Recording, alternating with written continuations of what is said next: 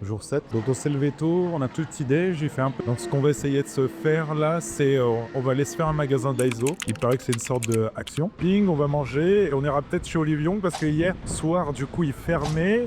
On a juste pu vite faire rentrer dedans et on essaiera de voir si on peut acheter des produits. Et là on va sur ce Daiso qui est immense, c'est un bâtiment entier sur plusieurs étages.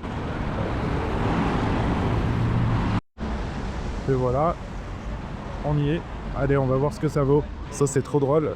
Donc, pour pas que t'en foutes partout avec ton parapluie, t'as un petit sac plastique. Donc là, on est en rayon papeterie. Bon, il y a des trucs mignons, mais rien de fou. Il y a le plan. Fashion Tourist Season au 10e. On a de la route. Allez, 4e étage. Donc là, c'est les trucs pour enfants.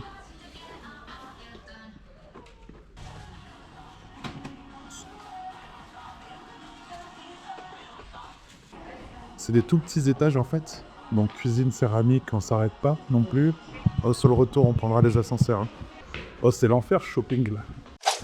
Bon, on sort de Daiso, on est resté 15 minutes parce que on pensait trouver plein de trucs trop cool, des petits gadgets, des petits trucs mignons. En fait, C'est pas là où pour y aller. ouais, c'est pas un truc de ouf et tout. Tenko, c'était mieux que Daiso, ouais. Putain, on pensait y rester 1 heure, on est resté 15 minutes. On a juste fait une séance de cardio. D'aller en direction Oliviang. C'est bien, il y a des comptes à rebours sur les feux. Et là, dans 60 secondes, il passe au vert. C'est pas mal, on devrait avoir ça en France.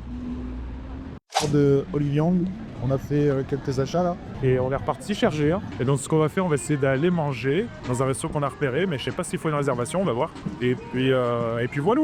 On verra ce qu'on fait après le repas. On va essayer d'aller dans ce resto qui s'appelle One Digit. Après, quand il y a les photos, normalement, c'est pas signe de bonne qualité. Mais écoutez, on va voir. Franchement, il est vraiment très bien noté et la viande a l'air pas mal. Bon, ça sera pas du niveau du barbecue qu'on a fait l'autre jour, hein, certainement, mais c'est pas le même prix non plus. Hein. Moi, je suis chaud pour le poulet. Là, c'est de l'entrecôte. C'est sympa.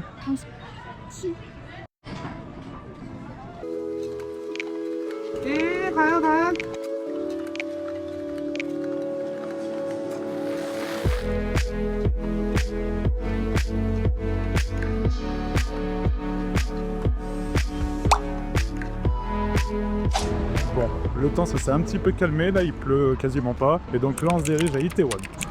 Alors comme à New York, il y a un Halal Guys ici. Il n'y a pas spécialement de trucs de rue, de trucs et tout typiques à faire, mais c'est plein de petits cafés, de petits restaurants. Il y a aussi la grande mosquée de Séoul, qui est pas très loin de la rue Itaewon, on va essayer d'aller voir, vu qu'on est dans le quartier, et puis on verra, peut-être qu'on va se trouver un truc à graille dans le coin là.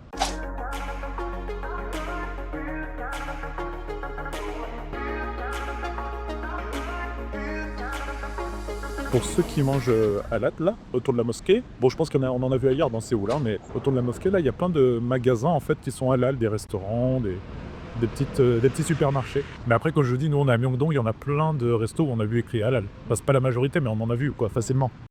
Ça laisse le scooter normal, les clés dessus. Ça, c'est la Corée, voilà. Bon, apparemment, on va aller manger du poulet. Ah, pas sûr, sauf peut-être réservé. J'adore ces chiens. On va essayer ici. Faut tirer sur ça. Excellent.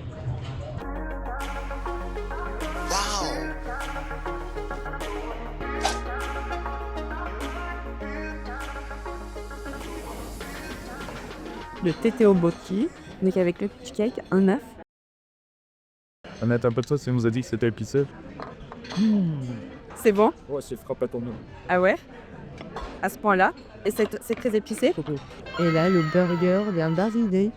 Les tteokbokki, elles sont trop bonnes, c'est les meilleures pour les manger. De loin, par contre, ça arrache. Ah ouais, moi je peux plus là. Enfin, c'est trop. Déjà qu'il y a la bouche en feu. Après, j'aurais plus le goût des autres aliments. Ouais, je crois qu'il est un peu épicé. Ouais, j'ai l'impression. Hein. Mais bon, comparé au tteokbokki, bon, j'ai pas ce plus faim, il nous reste le plus gros plat. Et dis-vous, on a failli commander un autre plat en plus, et le mec nous a dit non, c'est trop. C'est d'accord. Donc voilà l'assortiment de poulet. Oh, il y a des gens à côté, on les a checkés, tu sais. Nous, on regarde pas, hein. Donc ça et ça, c'est au miel, c'est ça? Ouais. Alors, sauce soja, miel, et ça, c'est nacho, c'est bon.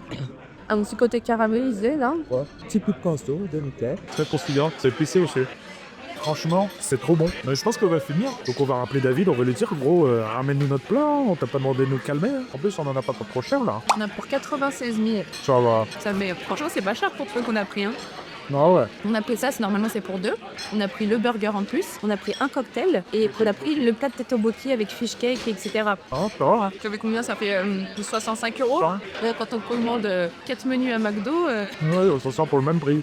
Non, c'est de la frappe, hein. Elle se fout de ma gueule. Alors, franchement, j'ai tout bouffé, tu sais. La loutre rassurée. Bon, petit débrief, franchement, super bon l'adresse. Tteokbokki magnifique, c'est les meilleurs qu'on ait mangé. Après, c'était énorme et très épicé, mais c'était très bon. Le burger, franchement, il était trop bon, franchement. Franchement, faut se le faire, hein. ah ouais. Et après, le poulet aussi était très bon. Il n'y a rien à dire. Franchement, Donc, c'est beau et c'est bon. Non, vraiment, là, je comprends pourquoi il était recommandé sur les réseaux parce que vraiment, c'était super bon, c'était très agréable. ouais. Donc voilà, une bonne adresse là si vous devez manger à Itaewon. En plus, c'est à côté du métro, donc c'est pas trop galère.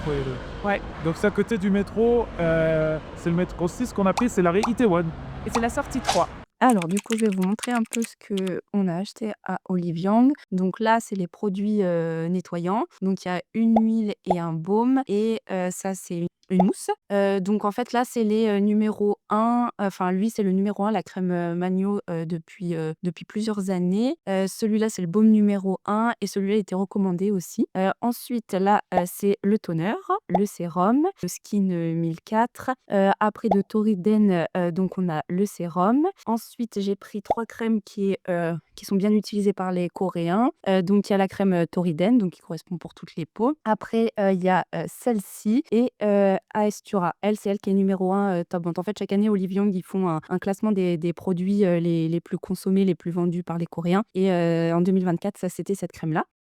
Et là, on a le numéro 1 des crèmes pour le soleil. Ensuite, bon, j'ai pris un petit gloss de la marque Clio. Avec ça, c'est des petites barrettes qui se mettent pour faire le make-up. Et là, on a pris différents masques. Donc, il y a les masques de Medicube. Donc là, c'est le fameux masque là qu'on voit beaucoup sur les réseaux. On le pose pendant la nuit et après, on l'enlève le matin. Ça, c'est c'est Mediheal, donc à base d'acide hyaluronique. Encore Toriden, c'est une marque qui paraît est top. Masque. Et ça, c'est Medicube aussi. Et c'est des masques au collagène. Voilà. Et ben, il n'y a plus qu'à essayer tout ça. Et puis, on verra s'il y a bien des résultats.